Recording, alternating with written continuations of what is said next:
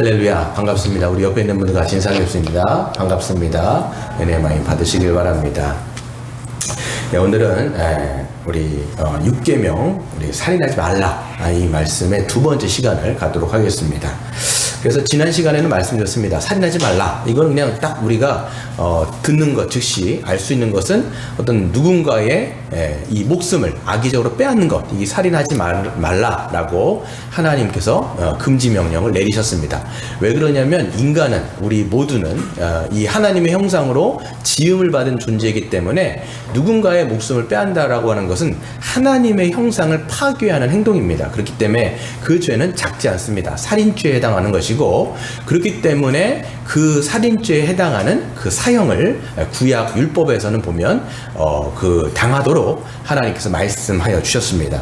근데 이 살인하지 말라라고 하는 것을 하나님께서는 이제 예수님께서 산상수훈을 통해서 이제 마음의 문제로까지 갖고 가십니다. 그래서 이런 이 인간의 이 목숨을 린치를 가해가지고 죽이는 것뿐만 아니라 마음속에 이제 분노라는 게 있죠. 분노를 다스리지 못하면 결국은 우리가 누군가를 이제 어떤 폭력으로 죽이지 않는다 인격적인 모독이라든지 인격적인 살인을 통해서 이제 죽일 수 있다라고 말씀합니다. 그래서 예수님이 뭐라고 말씀하셨어요?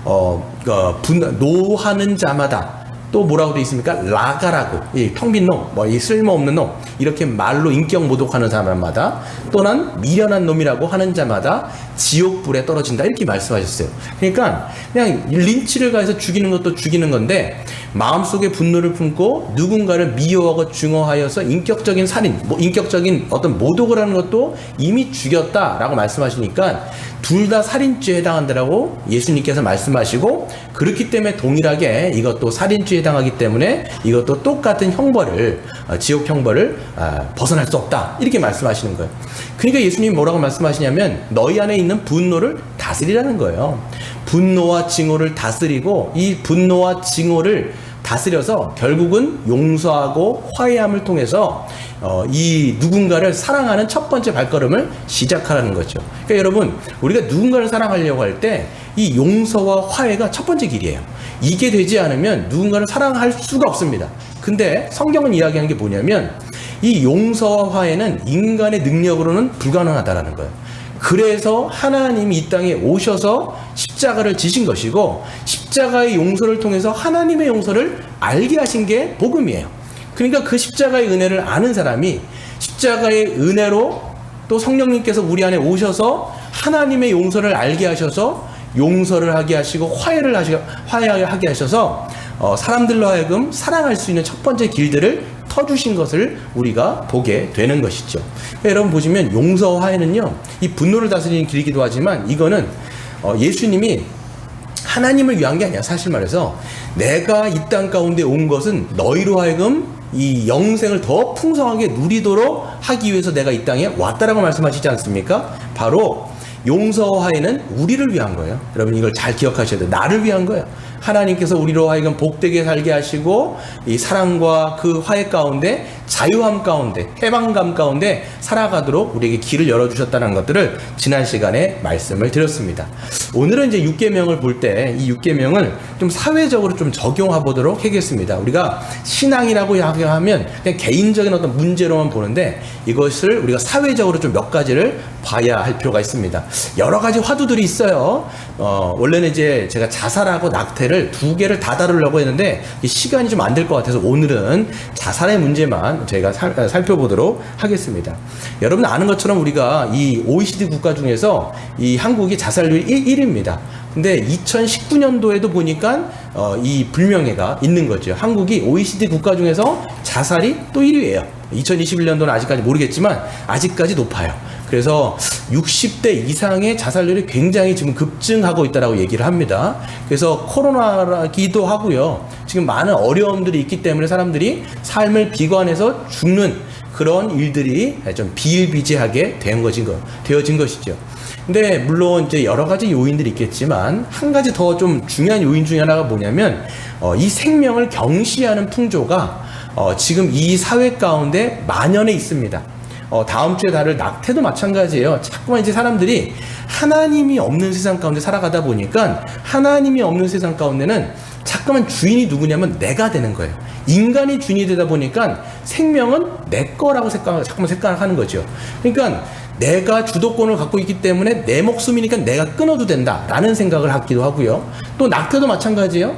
다음 주에 다르겠지만 낙태에도 보면요, 두 가지 논쟁점이 있는데, 하나는 뭐냐면 태아의 생명권이 먼저냐 아니면 여자의 자기결정권이 먼저냐, 이 싸움이에요. 근데 지금 이 낙태를 찬성하는 사람들은 대부분 뭘 갖고 가냐면 여자의 자기결정권을 우선적으로 생각합니다. 그러다 보니까 이 낙태는 해도 된다, 이거를 하나의 피임의 하나로 보는 게 요즘 현상이에요. 그러니까 잠깐만 이 낙태를 찬성하는 쪽으로 간단 말이에요. 그러니까 우리가 다음 주에 보겠지만 이렇게 생명을 경시하는 풍조가 만연하기 때문에 이 생명에 대해서 쉽게 생각하고 쉽게 버리고 이런 일들이 생겨나게 된다라고 볼 수가 있습니다. 이런 상황 가운데 이 6계명을 통해서 하나님이 우리에게 무엇을 알게 하시는지, 어떤 것들을 우리에게 기억나게 하시며 믿기를 원하시는지를 한번 살펴보도록 하겠습니다. 아까도 말씀드렸지만 살인하지 말아라, 이거는 이제 누군가의 목숨을 빼앗지 말아라 라는 말이기도 하지만, 자연적으로 어떤 말씀이 되냐면 자기 목숨도 죽이는 것을 금하고 있어요. 그렇지 않겠어요? 남의 목숨도 뺏는 것을 금한다라면 당연히 내 목숨도 빼앗는 것을 하나님이 금지하죠. 왜 그렇습니까? 우리 자신도, 여러분 자신 한 사람 한 사람이 누구의 형상으로 지음받은 거예요? 하나님의 형상으로 창조되었고 하나님의 형상으로 지음받았단 말이에요. 그렇기 때문에 자기를 죽이는 것도 누구의 형상을 파괴하는 거예요? 하나님의 형상을 파괴하는 행동이에요. 게다가 여러분, 이 생명이 누구로부터 왔죠? 여러분, 우연히 이 땅 가운데 태어났습니까? 아무런 목적 없이 그냥 이 세상에 툭 던져진 존재예요? 그렇지 않잖아요. 성경이 뭐라고 얘기했습니까? 아까 우리 시편 139편에 보면 우리의 내장을 지으시고 우리의 모든 심장을 지으신 게 다 누구예요? 하나님이 우리에게 생명을 넣어주신 거예요. 우리 지금 지민이가 자고 있는데, 저렇게 아주 곱게 자고 있는데, 이 지민이를 하나님께서 생명을 넣어주셔서 아주 신묘막측하게, 여러분 잘 생각해 보세요. 우리 이 어린아이가 태어나는 것, 또 우리 모습을 보시면 아이들 모습을, 눈, 코, 입이 다 달려있고 손과 발이 5개가 다 달려있고 이 발가락이 달려있고 그것이 움직이고 그렇잖아요. 이 미세 장근육이 막 움직이면서 얼굴로 막 웃고 있고 울고 막 하는 것을 보면요, 야, 이게 생명이라는 것이 신묘막측하구나. 이거는 어떤 신적인 존재가 하나님이 이 생명을 주셔서 이 땅 가운데 태어나게 하시지 아니었으면 태어날 수 없는 존재라는 것을 우리는 알아야 되는 거예요. 그러니까 여러분, 이 생명의 주권이 우리에게 있는 게 아니에요. 누구에게 있는 거예요? 하나님께 있는 거예요. 이걸 분명히 믿으셔야 됩니다. 게다가 하나님께서는 한 사람 한 사람에게 무엇을 주셨냐면 목적이 있어요. 그래서 여러분, 사형이라고 하는 복음 전도지를 보면요, 딱 첫 번째가 뭐냐면 하나님은 당신을 향하여 분명한 목적과 계획이 있습니다. 이걸로부터 시작하는 거예요. 그러니까 하나님이 없는 세상을 살아가잖아요. 하나님이 없는 세상을 살아가면 존재는 다 우연인 거예요.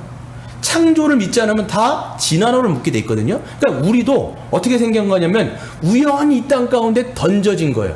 이걸 투척됐다라고 얘기하는데, 그 실존주의 철학에서 보면요, 우리는 다 우연한 존재예요. 우연히 이 세상에 왔고 우연히 그냥 가는 거예요. 여러분, 우연으로 왔다고 한 건 뭐냐면 목적이 없다라는 거예요. 아무런 목적이 없이 그냥 왔다 그냥 가는, 그러니까 어디로 빠지냐면 허무주의로 빠지게 돼 있어요. 왜? 인생에 목적이 없으니까. 근데 여러분, 하나님을 믿는 자들은, 예수 그리스도를 믿어서 영생을 얻은 자들은 분명히 알아야 될 게 뭐냐면 하나님이 나에게 생명 주셨고 그 생명을 주셨을 뿐만 아니라 인생 하나하나가 다 하나님의 비전과 목적과 계획이 있다는 사실을 여러분 분명하게 믿으시는 여러분 되시기를 바랍니다. 그러니까 이 생명을 경시하는 풍조가 일어나게 되면 반드시 물질주의로 가게 돼 있어요. 그래서 생명보다 중요한 것은 물질이 되는 거예요. 생명보다 중요한 게 돈이 되는 거예요. 그렇기 때문에 사람 생명보다도 더 어떤 경제적인 발전이라든지 이걸 더, 이 사회는 더 이런 것들을 더 추진하려고 하는 사회가 이런 사회가 되는 것이죠. 근데 여러분 보시면요, 그렇기 때문에 점점 생명을 경시하는 풍조가 있다 보니까 생명도 내 것이라고 생각하고 우연으로 왔다고 생각하니까 그냥 비관해버리고 자살하는 일들이 생겨나게 되는데, 성경에서 보면요, 자살한 사람들이 꽤 있습니다. 거기서 보면 사울도 여러분 보면 자살했어요. 나중에 전쟁 때 너무 많이 맞아갖고 일부러 칼에다가 자기를 이제 다니는 이제 방패를 들고 있는 그 소년한테 자기를 죽여달라고 얘기를 합니다. 그래서 자살을 하게 되는데요. 또 뭐 아히도멜이라든지 우리가 쭉 몇 명 있는데, 그 중에서 잘 알고 있는 사람이 누구죠? 자살하면 딱 우리가 기억나는 사람, 바로 가롯 유다예요. 그렇죠. 신약에 보면 가롯 유다가 나오는데, 이 예수님을 은삼십에 팔고, 그게 너무나 양심의 가책이 너무 찔려가지고 스스로 목숨을 끊어버립니다. 그래서 보시면 가롯 유다가 마음의 양심의 가책을 느껴갖고 자기에게 은삼십을 준 그 제사장들한테 가가지고 돈을 던져 넣습니다. 그러면서 막 자기가 잘못한 거에 대해서 얘기를 하는데, 그게 우리랑 무슨 상관이냐, 너는 네 돈이나 갖고 꺼져라, 이렇게 얘기를 해버린 말이에요. 그 다음에 그는 그것을 어떻게 합니까? 갖고 스스로 목을 매니라, 이렇게 돼 있어요. 그리고 사도행전 1장 8절에 18절에 보시면요, 그의 죽음에 대해서 이렇게 설명을 해요. 이 사람이 불의의 삭스로 밭을 사고 후에 몸이 곤두박질하여서 배가 터져서 창자가 다 흘러나왔다라고 사도행전에서는 그렇게 기록을 하고 있어요. 그러니까 죽었는데, 그 어떻게 죽었냐면 이게 목을 맸는 것 같아요. 근데 떨어지면서 창자가 흐르는 그런 비관적인 모습으로 성경은 그리고 있는 것이죠. 그러니까 성경은 이 자살 자체가 굉장히 부정적이고 어떻게 보면 하나님의 형상을 파괴하는 것이기 때문에 아주 심각한 범죄다. 그리고 이것은 하나님 앞에 아주 불신앙적인 모습이다 라고 이야기하고 있습니다. 그렇다면 여러분, 자살하면 우리가 흔히 알고 있는 지옥에 간다 라고 얘기하죠. 자살하면 지옥 갈까요? 어떻게 할까요? 자살하면 지옥 갈까요? 어떻게 될까요? 우리는 흔히 자살하면 지옥 간다라고 알고 있고, 그 가장 큰 이유가 뭐냐면, 자살하면 지옥 간다라고 했을 때 그 이유가 뭐예요? 바로 회개할 기회를 얻지 못한다라는 거예요. 그렇잖아요. 모든 죄들은 다 회개를 할 수 있는데, 자살해버리면 그 바로 죽어버리니까 이 회개할 기회를 잃어버리기 때문에 이 자살하면 지옥 간다라고 우리는 알고 있는 것이지요. 물론 여러분, 자살이라고 하는 것은 하나님 앞에 심각한 범죄라고 말씀드렸어요. 불신앙적 죄라고도 말씀을 드렸습니다. 그렇기 때문에 지옥 간다라고 볼 수가 있는데, 여러분, 물론 여러분, 예수를 믿지 않는 사람들, 예수를 믿지 않는 우리가 흔히 그냥 불신자들이라고 하면, 그런 사람들은 100% 지옥 가겠죠. 왜 그러냐면 예수 그리스도를 믿지 않았고, 예수 그리스도를 믿지 않았기 때문에 죄를 용서받지 못했고 구원받지 못했기 때문에 그냥 예수 믿지 않는 사람들은 지옥 가는 게 맞습니다. 하지만 어떤 게 문제냐면, 신자, 예수 그리스도를 믿고 죄 용서함을 받고 그리고 구원받았다라고 하는 신자들이 왕왕 자살하는 경우가 있습니다. 그랬을 때 우리가 그가 정말 참되게 그리스도를 믿어서 구원받았다라고 이야기하면, 그런 사람들이 자살했을 때 어떻게 될까요? 지옥 간다라고 우리는 얘기할 수가 없어요. 네. 왜 그러냐면 예수 그리스도의 은혜가 그 죄보다도 더 크다라고 우리는 이야기할 수 있어요. 예수님의 모든 그 십자가의 은혜가 우리의 모든 죄를 다 덮고도 남는 것이죠. 그렇기 때문에 그가 물론 불신앙적인 죄를 지었고 그가 아주 하나님 앞에 불신앙적인 죄를 졌다 할지라도, 그가 그리스도 안에 있으면, 마르틴 루터가 이런 얘기를 해요. 신자들도 우울증을 앓을 수 있고, 이 우울증이라고 하는 것은 정신병이라는 건데, 마음이 아픈 건데, 그랬을 때, 이 극단적인 선택을 했을 때 그냥 우리가 흔히 지옥 같다라고 이야기할 수는 없다라는 말을 해요. 왜 그러냐면 예수님의 보혈과 그 은혜가 그것을 덮고도 남기 때문에 그것이 그냥 지옥 같다 이렇게 말하는 것은 우리가 함부로 얘기할 수가 없는 거예요. 근데 여러분, 한 가지 더 말씀을 드리면, 우리가 회개의 기회를 잃어버렸기 때문에 지옥 간다라고 얘기하는데, 여러분 잘 생각해 보세요. 저나 여러분이나 살면서 회개 다 하셨어요? 회개 다 하셨냐고요? 모든 회개 다 하셨어요? 여러분이 지었던 모든 죄에 대해서 다 회개하셨어요? 아니라고요. 여러분이 알고 때로는 모르고 한 우리가 알지도 못하는 죄들조차 회개하지 못한 죄들이 있단 말이에요. 근데 자살해가지고 회개하지 못했기 때문에 지옥 갔다 이렇게 말해버리면 우리 같은 경우는 어떻게 할 거예요? 여러분 같은 경우는 어떻게 할 거예요? 여러분 다 회개하지 못했는데 그것 때문에 우리는 지옥 간다라고 얘기해야 된단 말이에요. 그렇기 때문에 우리가 분명히 좀 생각해야 되는 것은, 물론 이것이 불신앙적이고 하나님의 형상을 파괴하는 범죄이지만 우리가 쉽게 자살하면 지옥 간다, 신자들에 한해서 얘기하는 거예요. 참된 믿음이 있는 사람들이 그랬을 경우에 그렇게 바로바로 이야기하는 것은 우리가 좀 조심해야 된다라는 것들을 우리가 생각을 할 필요가 있다라는 것이죠. 그래서 분명히 여러분 이걸 생각하셔야 돼요. 신자는 분명히 우리가 믿고 고백해야 될 것이 뭐냐면, 우리 자신이 하나님의 형상으로 지음받았다. 이거 여러분 분명하게 기억하셔야 돼요. 하나님이 우리에게 생명을 주셨을 뿐만 아니라 예수 그리스도를 통해서 영생을 주셨기 때문에 우리 자신 한 사람 한 사람이 정말 존귀한 존재, 아주 귀하고 존귀한 존재임을 기억하셔야 돼요. 그래서 우연히 이 세상에 우리가 온 것도 아니고, 우연히 이 세상에 왔기 때문에 목적이 없는 인생이 아니라 하나님이 생명을 주셨고 그 생명을 주신 하나님께서 여러분을 향하여서 모든 계획과 이 목적이 있다는 것을 기억하셔야 돼요. 여러분, 우리가 토기장이가 이제 그릇을 빚는단 말이에요. 그릇마다 다 여러 가지 모양들이 있습니다. 이런 모양, 저런 여러 가지 뭐 주전자도 만들고 밥그릇도 만들고 물그릇도 만들고 반찬그릇도 만들고 다 만든단 말이에요. 근데 여러분, 토기장이가 그걸 만들 때 목적이 있습니까? 없습니까? 다 그 만든 거에 목적이 있어요. 이런 작은 하찮은 그릇들도 그 그릇에 맞는 목적과 계획이 있다라면, 우리 같은 여러분 존귀한 존재, 이런 하나님께서 빚으신 이 존귀한 인간에게 목적이 없다라는 것은 말이 안 된다는 거죠. 여러분, 우리가 손가락을 보면요, 지문이 있어요. 여러분, 이 지문을 보시면 이 지문은요, 이 수억만 명이 살아가는 이 세상 가운데 모든 사람들마다 지문이 있을 거 아니에요. 근데 여러분 잘 보시면요, 한 사람도 똑같은 지문을 가진 사람이 없어요. 또 게다가 요즘에는 그 눈에 보면 이 뭡니까, 홍채를 인식해 갖고 하는 것도 보면요, 그 사람들마다 모든 사람들의 홍채가 다 다르다라고 이야기를 합니다. 그 정도로 여러분, 조물주가 인간을 만드실 때 분명한 생명을 넣어주시고 거기에 과학이 따라갈 수 없는, 인간의 기술로는 따라갈 수 없는 엄청난 하나님의 기술로 우리를 그렇게 아주 세밀하고 신묘막측하게 지으셨다라는 것들을 인식할 때, 여러분과 제 삶에는 반드시 뭐가 있냐? 목적이 있어요. 비전이 있고 계획이 있는 거죠. 그러니까 우리는 이것을 분명하게 믿어요. 하나님, 저에게 생명 주셔서 감사합니다. 저에게 어떤 계획이 있는가를 하나하나 알 수 있도록 해주시는 감사합니다라는 것들을 보게 되는 것이죠. 그래서 여러분, 우리가 이런 이제 믿음을 가지고 살아가는 거죠. 이런 믿음을 갖고 살아가는 게 누구냐면 신자예요. 근데 신자들 가운데서도, 하나님을 믿는 성도들 가운데서도 이런 아까도 말씀드렸던 것처럼 극단적인 자살을 하는 사람들이 종종 생겨나게 되어집니다. 그렇기 때문에 자살이 하나님 앞에 참으로 불신앙적인 죄라는 것을 알지만, 이것을 선택하는 사람들, 이 극단적인 선택을 하는 사람들의 마음을 우리는 헤아릴 필요가 있어요.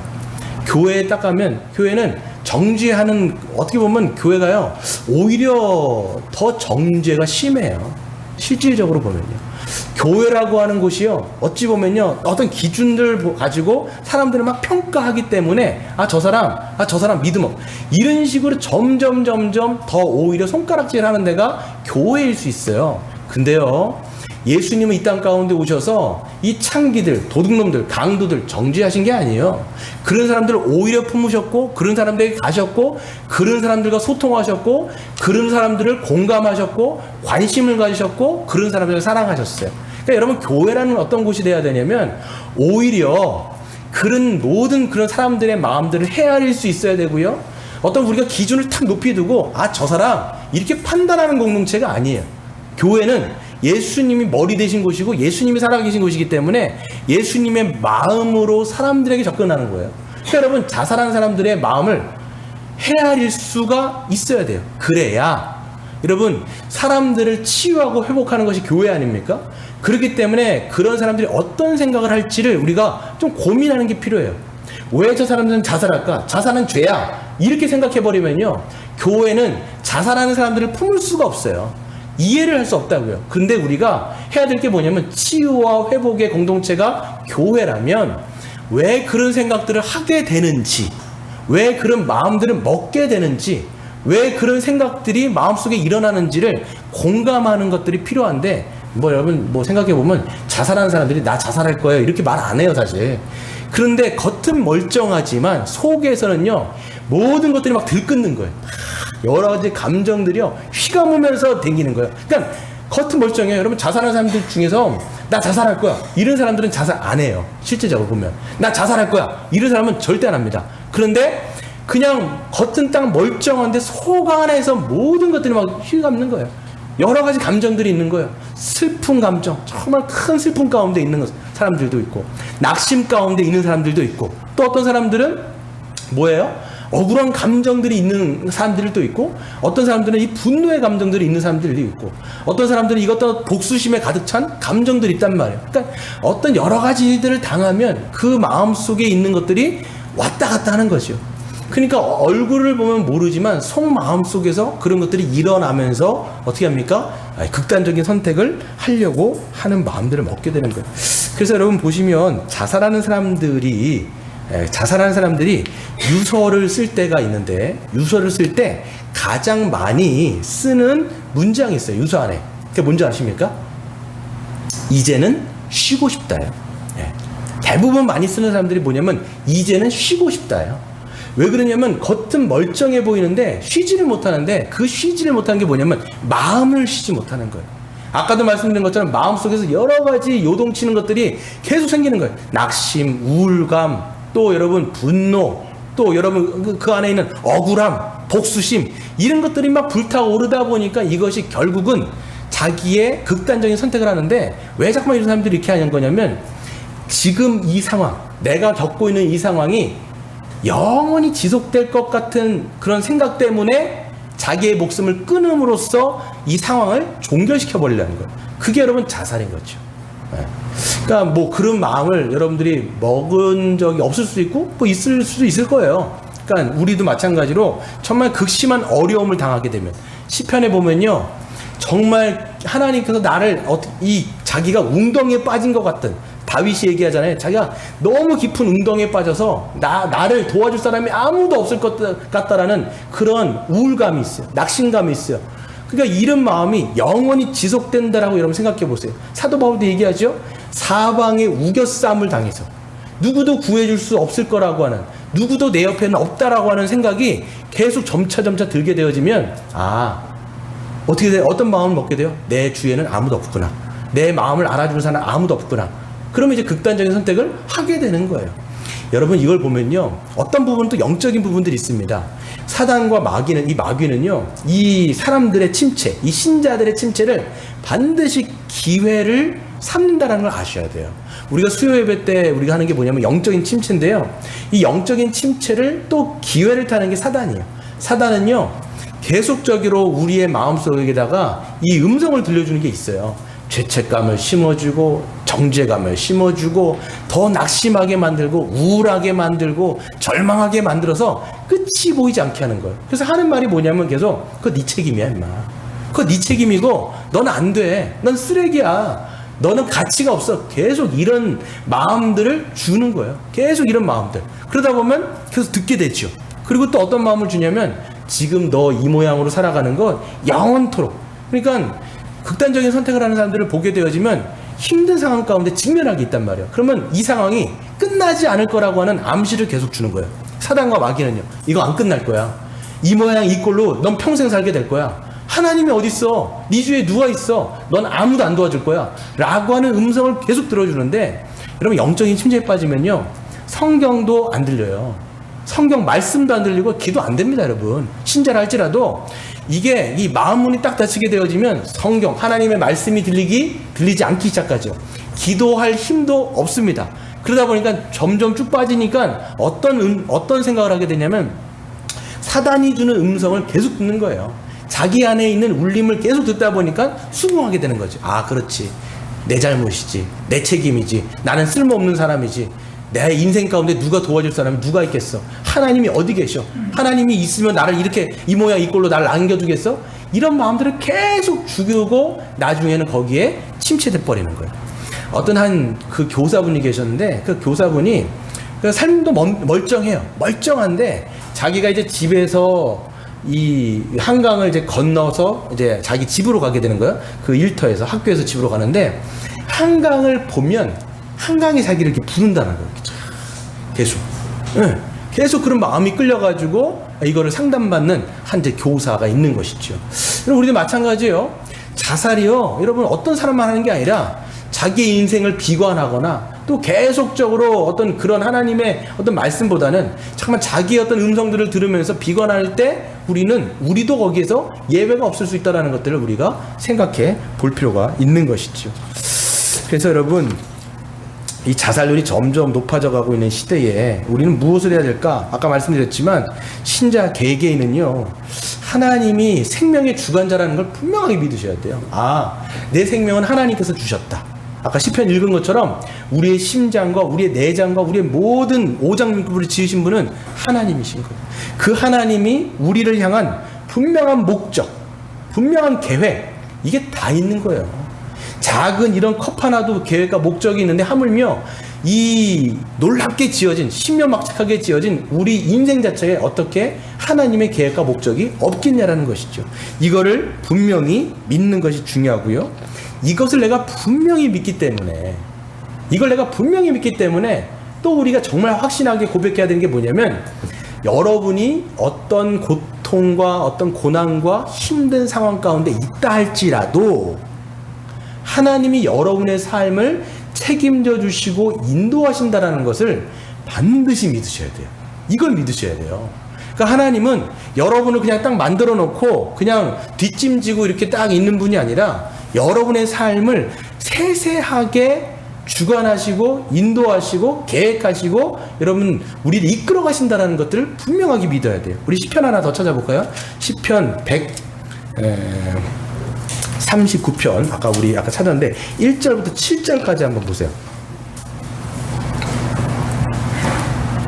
우리 시편 139편 1절부터 7절까지 보시면 우리가 아까 찾았던 그 말씀 중에 1절부터 7절을 보세요. 제가 읽도록 하겠습니다. 여호와여 주께서 나를 살펴 보셨으므로 나를 아시나이다. 하나님 말씀하시는 거예요. 내가 너를 안다. 이 음성을 잠깐 못 들으니까 이게 참 멀리 느껴지는 거예요. 내가 너를 안다. 주께서 내가 앉고 일어섬을 아시고 멀리서도 나의 생각을 밝히 아시오며 나의 모든 길과 내가 눕는 것을 살펴보셨으므로 나의 모든 행위를 익히 아시오니 여호와여 내 혀의 말을 알지 못하시는 것이 하나도 없으시나이다. 그러니까 여러분이 일어서고 앉고 눕고 말하고 하는 모든 것 하나님은 멀리서도 여러분이 어떤 생각을 하시고 여러분이 어떤 마음을 먹고 있는지도 다 그 생각을 감찰하시고 알고 있다는 사실을 여러분 우리가 이걸 믿어야 돼요.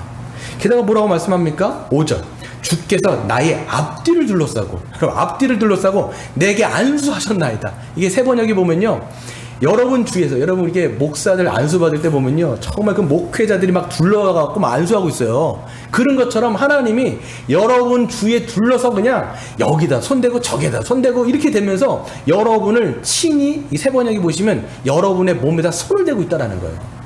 그러니까 우리가 기도할 때도 얘기하잖아요. 저는 이렇게도 기도해요. 우리 성도들 하나님께서 친히 안수하여 주시고 정말 그 주권 가운데 하나님 그 삶을 하나하나 좀 인도해 주십시오. 저 이렇게 기도하거든요. 그러니까 여러분 기억하셔야 돼요.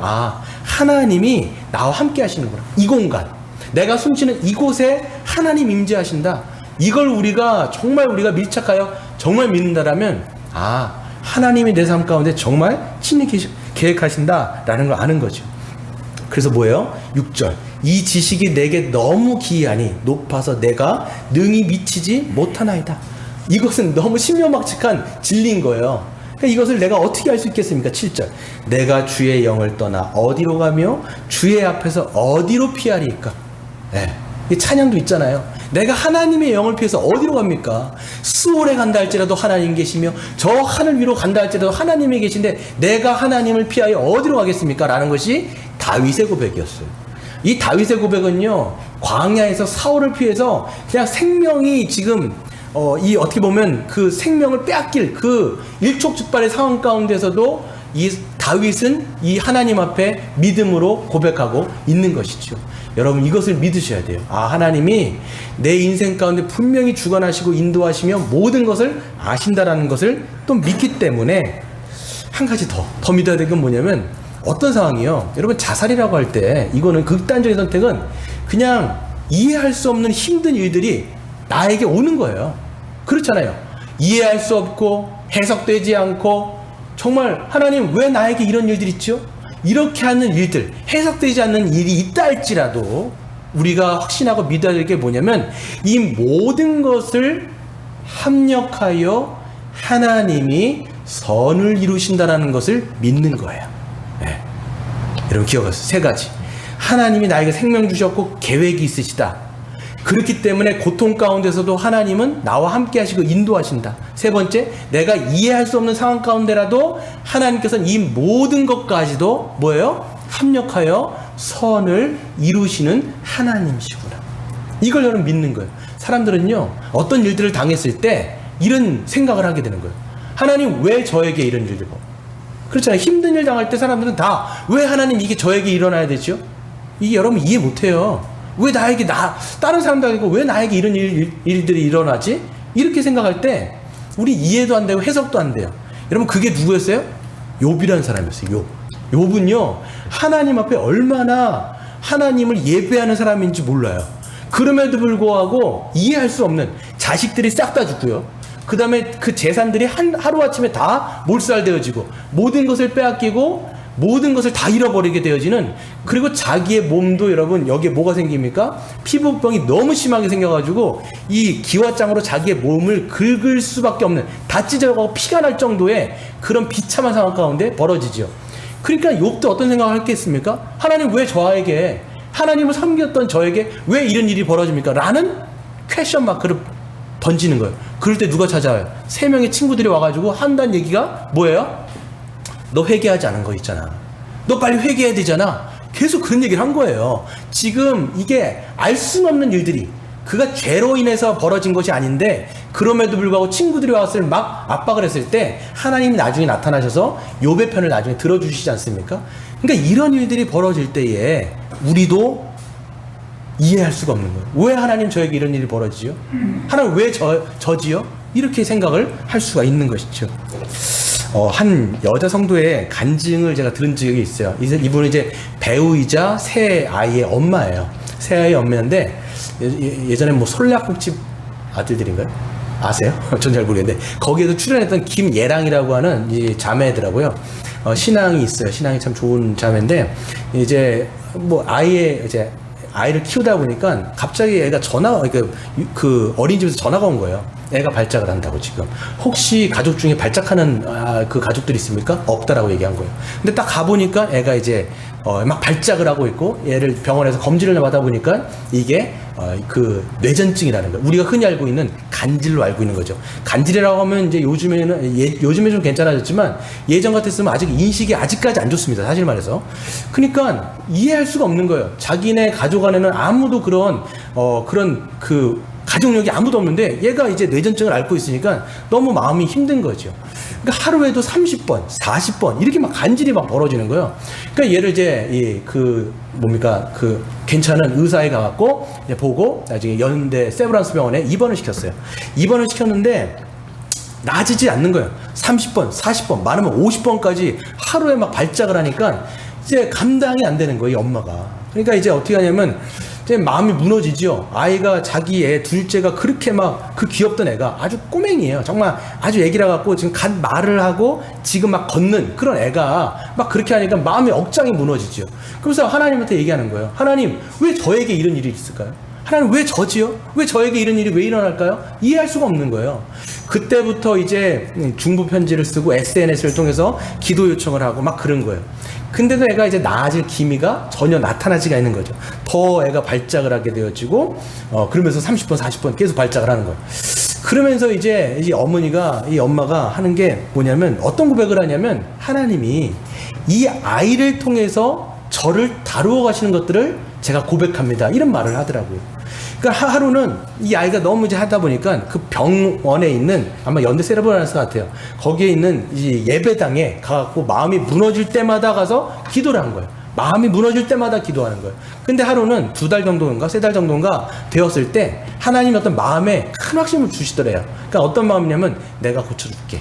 이런 마음에 큰 확신이 있었더라는 거예요. 그래서 아, 하나님이 고쳐주시겠구나 라는 생각 가운데 하는데, 그래서 근데도 이 아이가 고쳐질 기미는 안 보여지고, 그리고 어떤 상황 가운데 부딪혔을 때 이 아이가 또 그 자리에서 발작하는 것을 보고 그 다음에 하나님께 확 돌아선 거예요. 아, 애한테도 얘기하는 거예요. 하나님 없어. 그러면서 막 하나님께 욕을 하고 하나님을 저주하고 십자가를 등지고 나왔다고 하는 거예요. 근데 그때부터 이 하나님께서 이 삶 가운데 또 개입을 하시는데 마음을 만져주시고 그로 하여금 하나님의 어떤 뜻들을 보여주기 시작하는 거예요. 그래서 그가 또 다시 예배당에 와갖고 하나님 앞에 무릎을 꿇는데 그 예배당이 그렇게 넓은데 아무도 없더라는 거예요. 그러면서 주시는 마음이 뭐냐면 왜 너는 네 딸만을 위해서 기도하냐. 그냥 그가 지금까지 5명 5인실이 있고 그 병동 자체가 뇌전증, 간질병 환자, 그 애들이 갓난아기서부터 8살, 7살 이런 애들이 다 이제 간질로 있는데 자기 아이는 그 배우는 어떤 생각을 했냐면 우리 애는 여기에 올 애가 아니다 이렇게 생각을 하니까 자기 애만 위해서 이렇게 기도를 했던 거예요. 근데 하나님께서 보여주시는 게 뭐냐면 왜 네 애만을 위해서 기도하느냐 라고 하면서 그때부터 다른 옆에 있는 애들이 보이기 시작하더라는 거예요. 그러면서 그가 했던 게 뭐냐면 병동을 찾아다니고 하면서 자기 그 아이와 함께 손을 잡고 그 다른 어머니들과 함께 인사를 하고 아이를 위해서 기도해줘도 되겠냐고 이야기를 하면서, 그러니까 뭐 어머니들이 불교를 믿는다 할지라도 기도해준다 그러면 다 오케이 한다라는 거예요. 그러면서 복음을 전하기 시작하고 기도하기 시작하고 거기서 기도의 운동이 일어나기 시작하고 이렇게 하면서 하나님께서 놀라운 기적도 보여주시고, 나중에 이제 결국 이제 뇌를 열었어요. 뇌를 열어가지고 수술까지 했는데 의사가 얘기했다라는 거예요. 얘는 이제는 이거를 열게 되어지고 요 조직을 떼어내게 되어지면 이제는 더 이상 걸을 수는 없을 겁니다. 이런 얘기를 한 거예요. 그런데 어떻게 할 거예요? 이거를 이제 열어갖고 더 이상 이제 이 뇌전증이 발작하지 않도록 이걸 떼어낸 거예요. 근데 놀랍도록 하나님께서 어떻게 하셨냐면 그 아이가 걷게 하시고 이제는 더 이상 뛰지 못한다고 했는데 뛰게 하시면서 이 기적들을 보게 하시는 것들을 이제 경험하는 거죠. 그러면서 그가 그 당시에는 이해할 수 없었고 왜 하나님 저에게 이런 일들이 있습니까? 라고 이야기했지만 하나님이 보여주신 건 뭐냐면 하나님께 전적으로 자기의 이 인생의 주권을 맡기는 것들이 뭔지를 훈련시켰다라고 이 엄마가 고백을 하는 거예요. 그리고 하나님의 뜻이 무엇인지 계획이 무엇인지를 점점 알게 하셨다는 계획들을 이야기를 하는 거죠. 여러분 우리도 마찬가지입니다. 어떤 심각한 일들 또 어려운 일들 다 주관적이에요. 다 자기 일은 자기에게 힘든 거죠. 그런 일들이 벌어졌을 때 왜 하나님 저에게 이런 일이 벌어집니까? 라고 우리가 원망할 수 있지만 그게 아니라 하나님 이런 일들을 통해서 하나님께서 알게 하시는 것은 무엇입니까? 배우게 하시는 것은 뭡니까? 나로 하여금 어떤 훈련을 시키십니까? 라는 것들을 고백하는 것이 신자의 모습인 것이지요. 여러분 한 가지 또 더 말씀드리고 마칠 텐데요. 자살하는 이제 생각하는 사람들 중에요. 우리가 어떤 이제 우울증을 앓고 있는 사람들도 꽤 많습니다, 여러분. 그냥 이제 성도들 가운데도 마찬가지죠. 자살을 생각할 때 이 우울증이 있는 거예요. 그러니까 이게 약간 마음이 아픈 거죠. 그래서 극심한 우울증이나 공황장애 같은 이제 마음의 질병을 앓고 있기 때문에 성도들 가운데도 극단적인 선택을 하는 사람들이 있는 것입니다. 그렇기 때문에 우울증과 같은 마음의 병을 앓고 있는 신자들에게 이런 거 있죠. 믿음으로 이겨내십시오. 기도하면서 이겨내십시오. 라고 하는 말들은요, 사실 도움이 안 돼요. 네. 실질적으로 여러분, 그런 이 마음의 병, 어떤 정신적인 어떤 그런 고통을 당하고 있는 사람들에게 이런 말이 거의 도움이 안 됩니다. 제가 아는 이제 그 사모님도 이런 우울증이 있었어요. 네, 실질적으로. 그래갖고, 그러니까 그 약간 어떤 그 설교가 안 들린대요. 안 들리기 시작하고 말씀 전혀 안 들어오는 거예요. 기도 못 하는 거예요. 그때부터 어떻게 했냐면 이제 이분이 이제 정신과적인 약을 먹으면서 치유를 받는 거예요. 여러분 이게 맞아요. 그래서 교회는요 이걸 잘 분별해야 돼요. 성도들 가운데 이게 신앙의 문제인지 아니면 실질적으로 어떤 정신적으로 어떤 이 마음의 질병인지를 잘 분별하여서 이것들을 처리하는 것이 중요합니다. 그래서 우울증과 같은 정신적인 문제라면 저와 같은 목사 아니면 이 교회가 이걸 잘 판단해서 병원에 가서 진단받는 것이 무엇보다도 중요한 거예요. 근데 여러분, 교회 안에 잘못된 인식 중에 하나가 뭐냐면, 여러분, 우리가 몸이 아파서 병원에 가는 것을 지극히 당연하게 생각하잖아요. 몸이 아파서 약 먹는 걸 당연하게 생각하는데, 정신적으로 우리가 어떤 아파가지고 병원에 가는 거를 되게 이상하게 생각하는 거예요. 그리고 교회 안에서도 자꾸 어떤 것을 모든 것을 영적인 걸로 생각하기 때문에 그런 것이 걸렸을 때 병원에 가서 약 치료받는 것을 되게 이상하게 생각하는 거죠. 이 한 저자가 있어요. 한혜성이라고 하는 이 정신과 이제 기독교인이면서 정신과 이제 의사이신 분이 있는데, 그분이 이제 한 이야기 해준 게 기억이 나요. 뭐라고 얘기했냐면, 자기에게 찾아온 이제 환자가 있었다고 얘기해요. 그래서 환자가 있는데, 그가 이제 어떤 좀 극심한 우울증을 앓았던 것 같아요. 그래서 약을 처방해주고 이제 해줬던 거예요. 근데 며칠 후에 다시 돌아온 거예요. 다시 돌아가고 한 게 뭐냐면, 자기는 약을 이제 먹을 수 없다, 이렇게 얘기하는 거야. 이유를 물어보니까 그 집안이 크리스찬, 전체가 다 크리스찬 집안인데, 부모님들이 뭐라고 얘기했냐면, 이거는 네가 하나님 앞에서 기도하고 믿음으로 이겨내야지 무슨 약을 먹냐, 이렇게 얘기를 해버린 거예요. 그러면서 자기가 약을 먹을 수 없다라고 얘기했는데, 이분이 얘기하는 거예요. 사람들이 몸이 아프면 약을 먹고 치유를 받는 것처럼 마음이 아프고 정신이 아프면 이것도 똑같이 치유를 받고 약을 먹으면 완치가 되는 건데, 이것을 그냥 어떻게 보면 이런 이 시기를 놓쳐버린 것들이 너무나 안타깝다라고 얘기를 하는 거예요. 여러분, 우리는 마찬가지예요. 잘 판단해야 되겠죠. 저와 같은 목회자들이 잘 판단하고 이걸 신앙으로 해결하는 문제인지, 아니면 정말 이것들이 이제 어떤 그 부분들로 병원에서 진단을 받아야 되는 것들인지 우리가 생각해 봐야 돼요. 여러분, 우리 교회는요, 이 자살이라고 하는 문제를 우리가 잘 생각해 봐야 됩니다. 이게 6계명을 통해서 생명의 존중도 우리가 생각해 보는데, 이 자살이라고 할 때, 이 극심한 것들을 생각할 때 사람들은요, 홀로 외로이 있는 거예요. 네, 그렇죠? 그러니까 자기 주위에 아무도 없다라고 생각하기 때문에 극단적인 선택을 하게 되어지는 것인데, 하나님은 그렇기 때문에 우리 주위에 이 교회라고 하는 공동체를 주신 거예요. 가정을 주시고 교회를 주셔서, 특별히 교회를 주셔서 서로를 돌보고 서로를 이해하고, 그것을 통해서 그런 마음을 먹은 사람들이 있다 할지라도 여기 안에서 서로 안에서 소통을 하게 되어지고 한 몸 한 가족으로서 우리가 돌볼 수 있도록 은혜를 베풀어 주신 거예요. 여러분, 저는 생각할 때 이 자살이 점점 늘어나고 있는 시기 가운데 이 교회가 이런 것들을 잘 생각해야 된다고 봅니다. 힘든 시간들이 다 있죠. 이것들을 교회는요, 한 몸, 한 가족으로 우리가 살아가고 있기 때문에 서로에 대해서 잘 아셔야 돼요. 서로 소통하고, 서로 소통하다 보면 무엇을 알게 됩니까? 공감하게 되죠. 공감하게 되어지면 관심을 갖게 되어 있어요. 관심을 갖게 되면 어떤 사람이 어떻게 얼마나 힘들고 무엇이 힘들고 어떤 생각을 하고 있는지 그것들을 알게 되어지면 도울 수 있는 길들이 열려지게 되어지는 것이죠. 그래서 우리 이 물된동산교회도 마찬가지입니다. 하나님이 왜 우리를 이렇게 한 몸, 한 가족으로 우리를 만드시고 빚으셨는가를 생각할 때 서로 소통하라고, 서로 교제하면서, 그냥 교제가 아니라 서로의 상황을 살피고, 이게 중요해요. 극단적인 선택을 하는 사람들이, 여러분, 그냥 하는 것이 아니라 자기밖에 없다는 생각을 하거든요. 근데 주위에 누군가가 있다는 걸 생각할 때 이것도 이겨나갈 수 있는 거죠. 나들목이라고 하는 교회에 이런 일들이 있었어요. 저 예전에도 한번 말씀드린 것처럼 그 싱글맘이 있었고요. 그 우울증에 있었어요. 근데 이제 3명의 아이를, 그분도 이제 세 명의 아이가 있었죠. 근데 이제 극심한 우울증에 있었고, 아이들은 또 있고, 남편은 또 없는 거예요. 이혼을 했기 때문에. 그러니까 너무나 극심한 마음에 어떤 마음이 드냐면, 이게 죽고 싶다는 마음을 늘 하고 사는 사람이었어요. 근데 이제 어떤 마음이 드냐면, 너무 경제적인 여건도 펴지지 않고, 아이들은 있고, 맨날 집안에 오면 난장판이고, 질서가 없고, 이러니까 그냥, 아이들에게는 정말 미안하지만, 이 아이들에게 한 끼를 해주고 난 죽어야 되겠다, 이 생각을 하고 이제 회사에서 빨리 좀 일찍 퇴근해갖고 집에 온 거예요. 그럼 이제 집에 이제 문을 딱 열고 들어갔는데, 평소와는 너무나 분위기가 다른 거예요. 평소에라면 여기 거실도 굉장히 난장판이고 이 현관부터가 난장판인데 들어갔는데 깨끗하게 청소가 돼 있는 거예요. 다 청소가 돼 있는 거죠.